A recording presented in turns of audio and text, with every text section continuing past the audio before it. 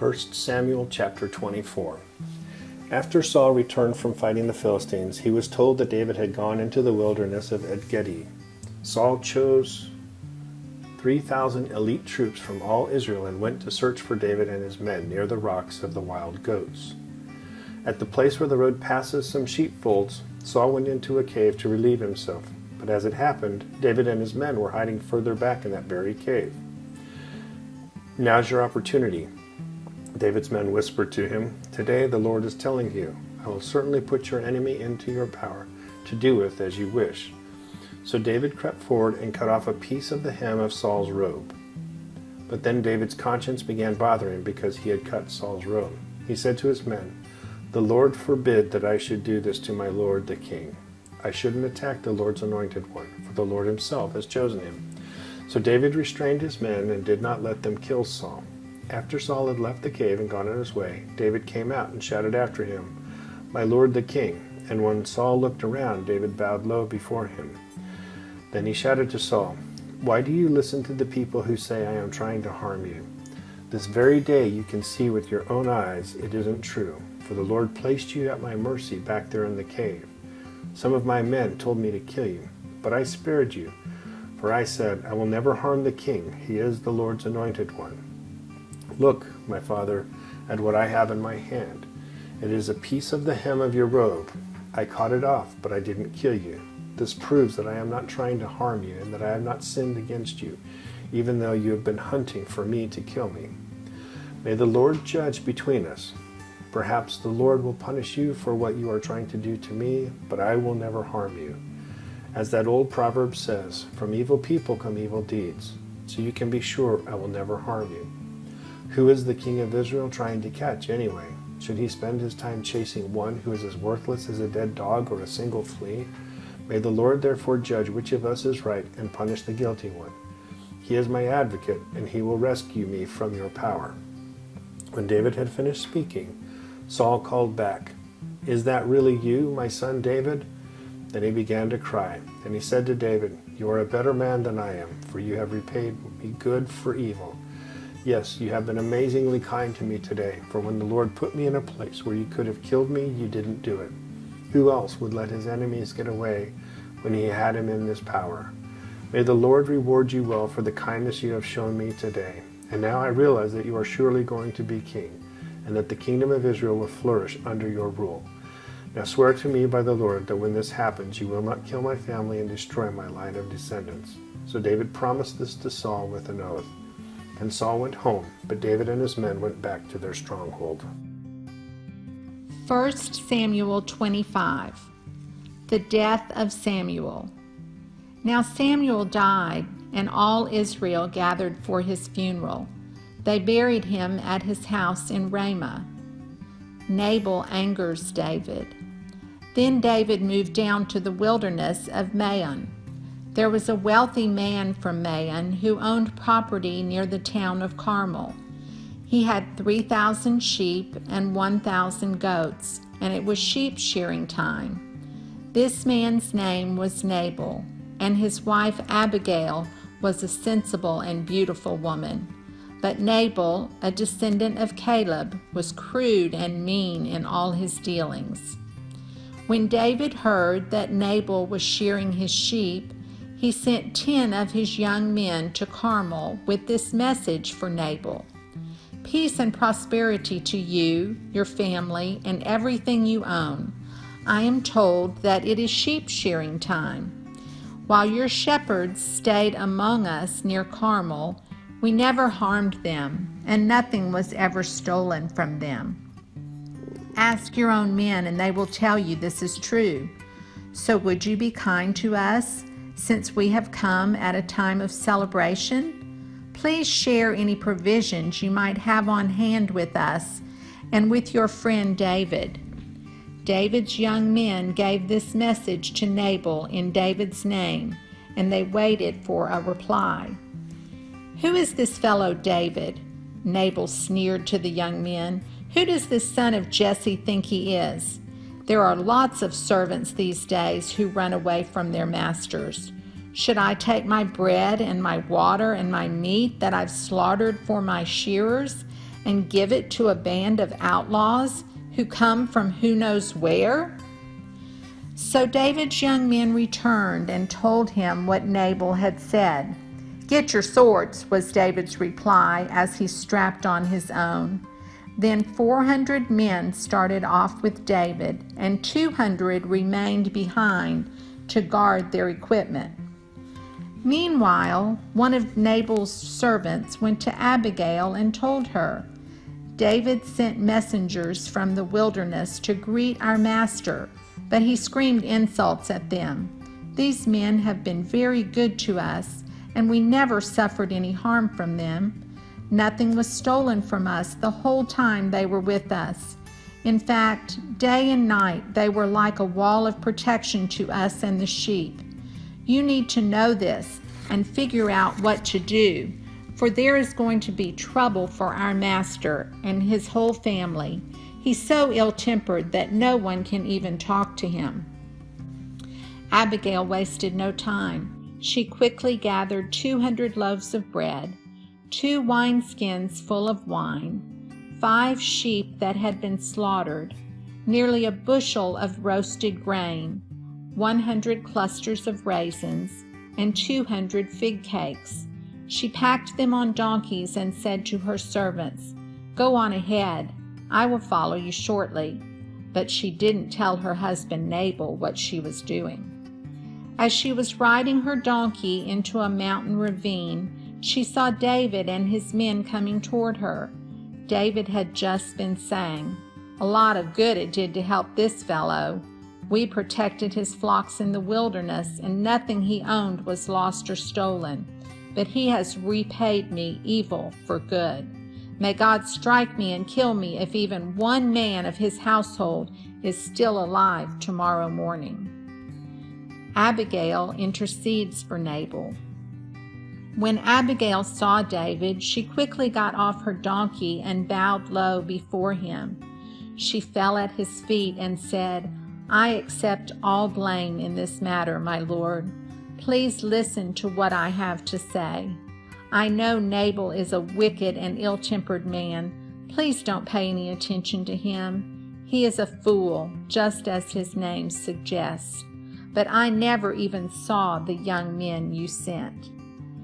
Now, my lord, as surely as the Lord lives and you yourself live, since the Lord has kept you from murdering and taking vengeance into your own hands, let all your enemies and those who try to harm you be as cursed as Nabal is. And here is a present that I, your servant, have brought to you and your young men. Please forgive me if I have offended you in any way.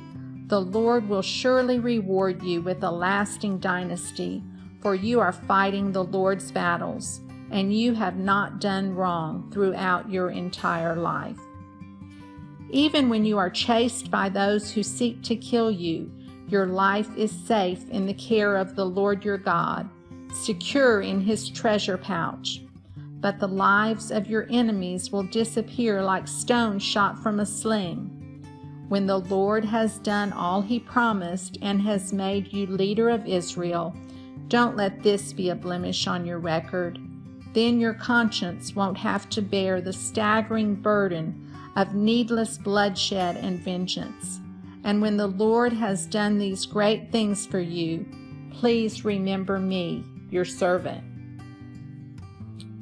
David replied to Abigail, "Praise the Lord, the God of Israel, who has sent you to meet me today. Thank God for your good sense. Bless you for keeping me from murder and from carrying out vengeance with my own hands. For I swear by the Lord, the God of Israel, who has kept me from hurting you, that if you had not hurried out to meet me, not one of Nabal's men would still be alive tomorrow morning." Then David accepted her present and told her, "Return home in peace. I have heard what you said. We will not kill your husband." When Abigail arrived home, she found that Nabal was throwing a big party and was celebrating like a king. He was very drunk, so she didn't tell him anything about her meeting with David until dawn the next day. In the morning, when Nabal was sober, his wife told him what had happened. As a result, he had a stroke and he lay paralyzed on his bed like a stone. About 10 days later, the Lord struck him and he died. David marries Abigail. When David heard that Nabal was dead, he said, "Praise the Lord who has avenged the insult I received from Nabal and has kept me from doing it myself. Nabal has received the punishment for his sin."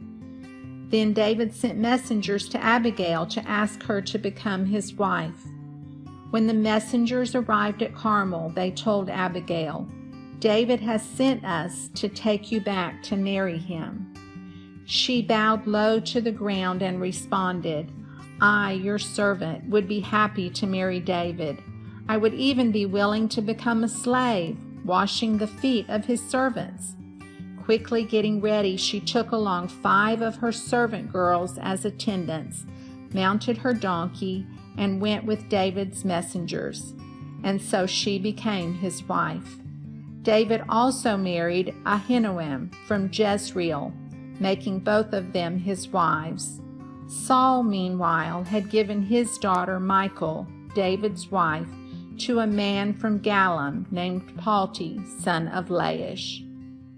1 Samuel chapter 26. Now some men from Ziph came to Saul at Gibeah to tell him, "David is hiding in the hill of Hilkiah, which overlooks Jeshimon." So Saul took 3,000 of Israelites' elite troops and went to hunt him down in the wilderness of Ziph. Saul camped along the road beside the hill of Hilkiah, near Jeshimon, where David was hiding. When David learned that Saul had come after him into the wilderness, he sent out spies to verify the report of Saul's arrival. David slipped over to Saul's camp one night to look around. Saul and Abner, son of Ner, the commander of his army, were sleeping inside a ring formed by the slumbering warriors. "Who will volunteer to go in there with me?" David asked. Ahimelech the Hittite and Abishai, son of Zeruiah, Joab's brother. "I'll go with you," Abishai replied. So David and Abishai went right into Saul's camp and found him asleep, with his spear stuck in the ground beside his head. Abner and the soldiers were lying asleep around him. "God has surely handed your enemy over to you this time," Abishai whispered to David. "Let me pin him to the ground with one thrust of the spear. I won't need to strike twice." "No," David said, "don't kill him. For who can remain innocent after attacking the Lord's anointed one? Surely the Lord will strike Saul down someday, or he will die of old age or in battle. The Lord forbid that I should kill the one he has anointed. But take his spear and that jug of water beside his head, and then let's get out of here." So David took the spear and jug of water that were near Saul's head. Then he and Abishai got away without anyone seeing them or even waking up, because the Lord had put Saul's men into a deep sleep. David climbed the hill opposite the camp until he was at a safe distance. Then he shouted down to the soldiers and to Abner, son of Ner, "Wake up, Abner." "Who is it?" Abner demanded.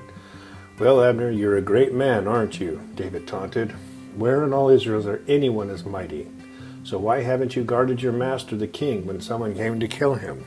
This isn't good at all. I swear by the Lord that you and your men deserve to die because you failed to protect your master, the Lord's anointed.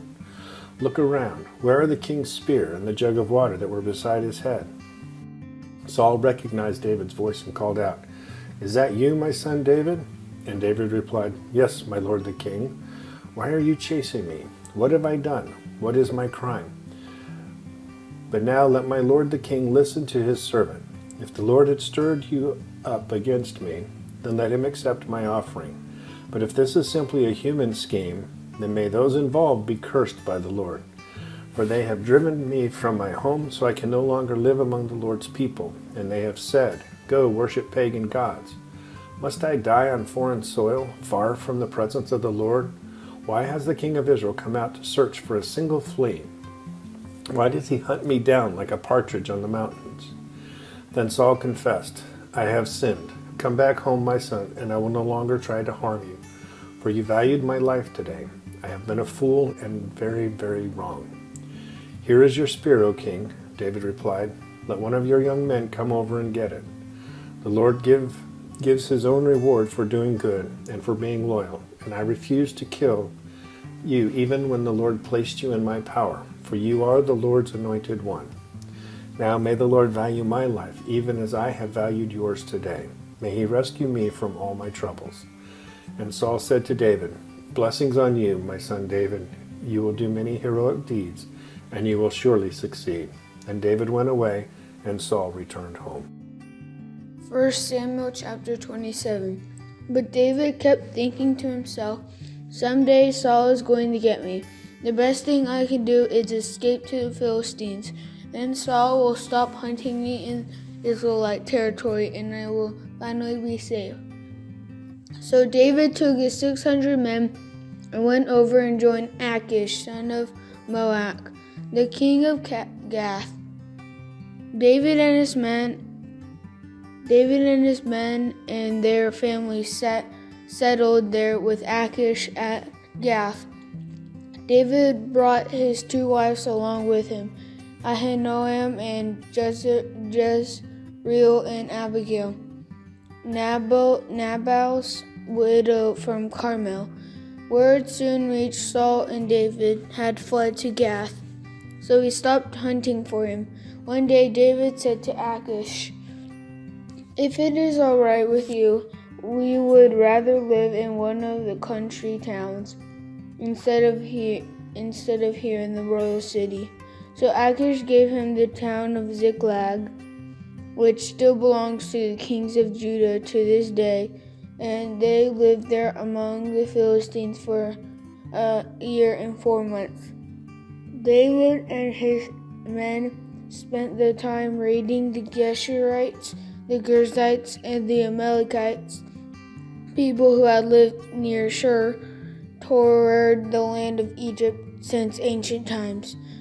David did not leave one person alive in the villages he attacked. He took the sheep, goats, cattle, donkeys, camels, and clothing before returning home to see King Achish. "Where did you make your raid today?" Achish would ask. And David would reply, "Against the south of Judah, the Jerahmeelites and the Kenites." No one was left alive to come to Gath and tell where he had really been. This happened again and again while he was living among the Philistines. Achish believed David and thought to himself, "By now the people of Israel must hate him bitterly. Now he will have to stay here and serve me forever."